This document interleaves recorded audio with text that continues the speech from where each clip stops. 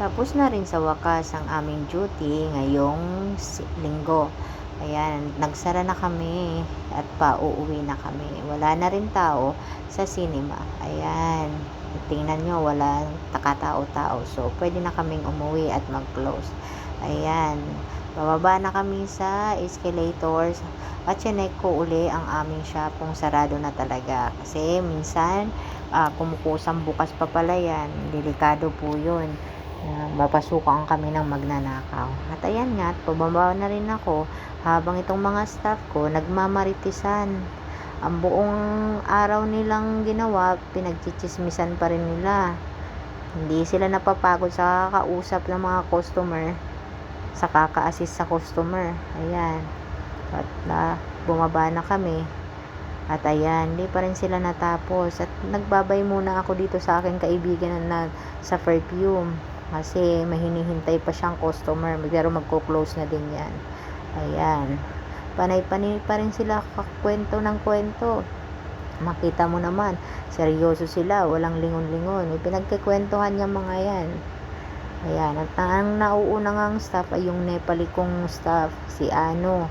Yan, parang Pilipino na din yan, na-impluwensyahan ng mga kasama niya. At ayan nga, ayan na, lapit na kami sa entrance. At ayan na nga, palabas na kami. Paglabas namin, sobrang init pa din. Parang hindi lumubog ang araw sa sobrang init. Grabe talaga dito sa UAE. Mamamatay ka sa init. At naghilaw nga si Leng, malapit po yan sa amin sa probinsya, taga Mayorga. At pati itong si Ano. Ayan, sabi nga niya magbablog daw din siya at gagaya siya sa akin. Kasi pang palipas oras ko lang naman to. Kaysa masayang, pwede pang pagkakitaan. At ayan nga, kita nyo ang mga sasakyan, mga mamahalin yan. Dyan kasi kami sa parking, sa harap. So ayan. At habang lalakad ako, bigla akong chinek yung sa shop namin. Baka may ilaw na nakabukas. Mas delikado, baka magkasunog. Kasi pag hindi ko si chinek, kailangan kong balikan para patayin uli ang ilaw. At habang naglalakad ako, nakita ko yung kakumpanya din namin. Paras kami ng kumpanya, pero sa riluhan siya nagtatrabaho, itong Arabic. Ayan, kaibigan ko din siya. Sabi ko magbabay siya sa aking vlog. At ayan nga, nakita na namin ang aming car lift. Ayan nga, yan, car lift lang po kami dito. At sobrang mahal ng taxi. Ayan, buwanan ang bayad dyan. At ayan nga, umakyat na kami at nag-hi ako dito sa driver namin na Pakistani. Ayan. At nung nakababa na kami, sa malapit kami sa bahay, dumaan kami dito sa Taste Philippines. So, dahil OFW kami at gabi na, wala nang time magluto. Ayan, so kumain na lang kami dito, nag-order na lang kami. Ganyan talaga pag OFW, akala ng taga Pinas ay hayahay kami dito. Mahirap po ang OFW kasi kung tatamad-tamad ka, mamamatay ka sa gutom. At ayan nga, nakapag-order na kami. At habang naghihintay kami ng order, nanood kami dito sa ASAP by TFC. Ayan nga. Ayan, pinakita ko muna sa inyo ang mga pwedeng order. Puro mga Filipino food yan. Ayan, nakita ko si Kyla, kumakanta. Ang ganda talaga ng boses nito. At habang ito, sobrang busy sa kakachat sa Shota. At ayan nga, lumabas si Ella. Ayan, yung batang maganda ang boses. Sobrang galing. Ito talaga ang pang-international. Bata pa lang, marami nang napatunayan. Dapat ito ay yung sumunod kay Charis. Sa sobrang galing. At ayan nga, may kumanta din pero hindi ko na to kilala. Akala ko nung una si Mera pero hindi naman pala si Mera. Kaya ayan nga, sinom ko kasi si Ella yung kumakanta. Sobrang galing ng batang ito.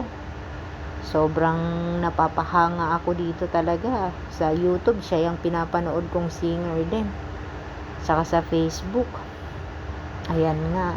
So, habang naghihintay kami, may palibreng panonood. Napapanood lang namin dito yung kantahan sa Pilipinas, yung ASAP.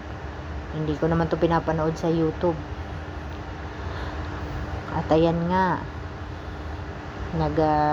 bibirit si Ella, kaya nakatutok talaga ako sa kanya. Na habang yung kasama ko, sobrang busy sa kakatutot. At ayan nga, dumating na ang aming order. Ang aming in-order ay parehas kami ng in-order. Tapsilog. Total, umaga na naman. Dito, madaling araw na. At ayan nga, si kuya, binigay na. So, ayan, parehas kami ng kakainin. At hindi ko na rin pinakita sa inyo kung paano namin naubos. Pero ayan po, ubos na, tapos na kami. At ito, inuubos na lang ang ulam niya. Kasi, mas marami siyang kinakain kanin kaysa ulam. So, baka sa isang ulam, ilang subo niya na.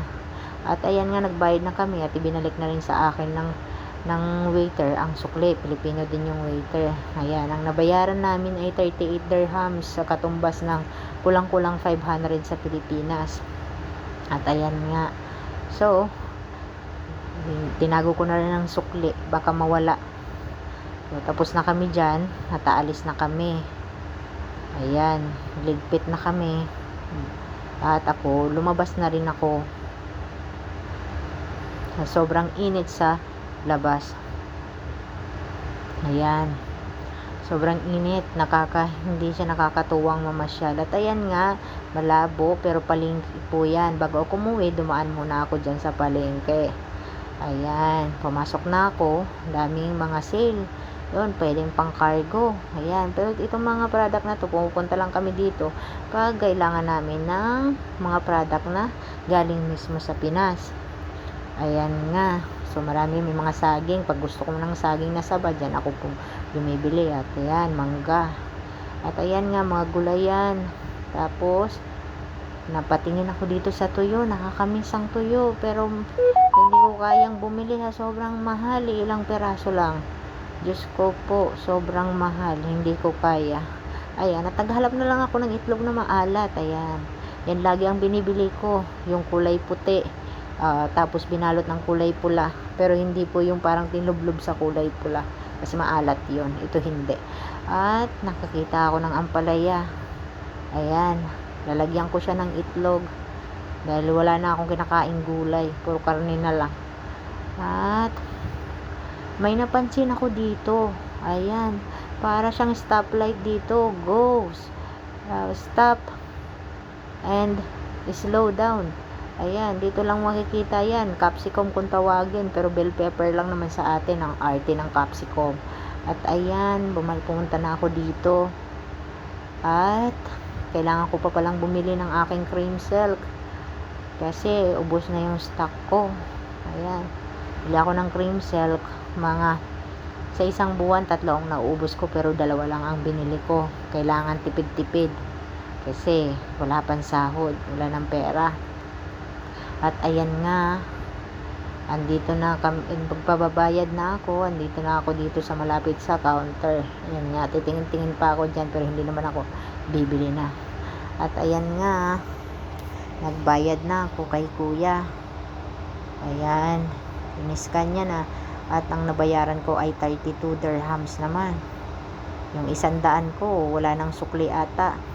Ayan, meron pa pala. At ayan nga, salamat sa inyong panonood. Pauwi na ako. Bye-bye. Follow.